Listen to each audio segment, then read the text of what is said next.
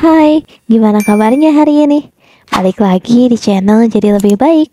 Di video ini kita akan bahas nih mengenai salah satu sikap yang belakangan ini cukup populer, yaitu sikap toksik. Mungkin kalau dengar kata toksik, kalian langsung mikir toxic relationship, toxic friend, toxic parents, dan sebagainya. Tapi pernah nggak sih kamu mikir, sebenarnya saya punya sifat toksik nggak ya? Nah, untuk bisa menjawab pertanyaan ini, yuk kita telusuri dan pahami lebih dalam lagi. Simak videonya sampai habis ya. Apa sih sifat toksik itu? Dari beberapa sumber, kata toksik yang kita kenal sekarang sesuai dengan terjemahannya ke dalam bahasa Indonesia, yaitu racun. Dan seperti yang kita tahu, racun itu sifatnya berbahaya dan merugikan. Kalau konteksnya adalah karakter, toksik artinya kita punya sifat atau karakter yang berbahaya dan merugikan orang lain, mau itu disadari ataupun enggak. Well, sikap toksik ini sendiri bisa dilakukan oleh siapa aja, baik dari kita, keluarga, teman, pasangan, sampai dengan netizen. Semua bisa menjadi sosok yang toksik bagi sekitarnya maupun diri sendiri. Punya sikap yang toksik jelas hal yang buruk dan harus segera dihilangkan. Selain merugikan orang lain, sikap toksik juga akan memberikan banyak dampak negatif ke pelakunya. Kira-kira apa aja sih ciri-ciri sifat toksik?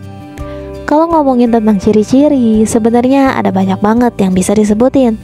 Kalau bagi saya sendiri, sikap apapun yang menyusahkan orang lain secara berlebihan bisa dibilang toksik. Biasanya yang menonjol dari orang toksik adalah sifatnya yang lebih mementingkan diri sendiri, alias egois. Dia nggak akan peduli dengan orang lain, yang penting dirinya untung. Karena tingginya ego yang dimiliki, mereka yang punya sikap toksik ini gak segan untuk menjatuhkan orang lain demi kepentingannya sendiri. Bagi mereka, gak ada yang namanya simpati atau empati. Selain itu, tingginya ego juga bisa membuat mereka segan untuk meminta maaf dan gak mau mengakui kesalahan yang mereka perbuat.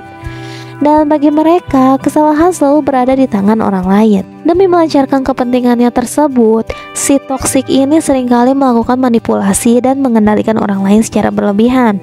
Sialnya, kadang kita yang menjadi korban, gak sadar kalau kita lagi dimanipulasi. Terkadang, orang toksik juga punya sifat narsis yang bikin mereka sering ngerasa kalau dirinya paling hebat atau benar, dan mereka merendahkan orang lain.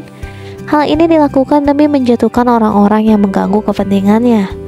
Pastinya masih banyak ciri-ciri orang toksik lain yang belum disebutin.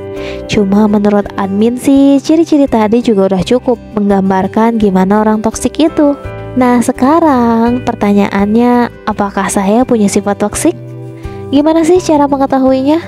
Yap, kita identifikasi aja dari ciri-ciri yang udah disebutin tadi. Misalnya, sebagai contoh ya, kamu ngerasa kalau diri kamu emang punya ego yang tinggi. Rasanya semua keinginan harus dituruti oleh orang lain, yang kesannya jadi seperti memaksakan kehendak. Tapi kamu ngerasa kalau kamu gak pernah tuh sampai menjatuhkan orang lain demi keinginan kamu. Kamu ngerasa kalau kamu masih punya rasa empati dan simpati ke orang lain, apalagi ke orang-orang yang berharga di hidup kamu.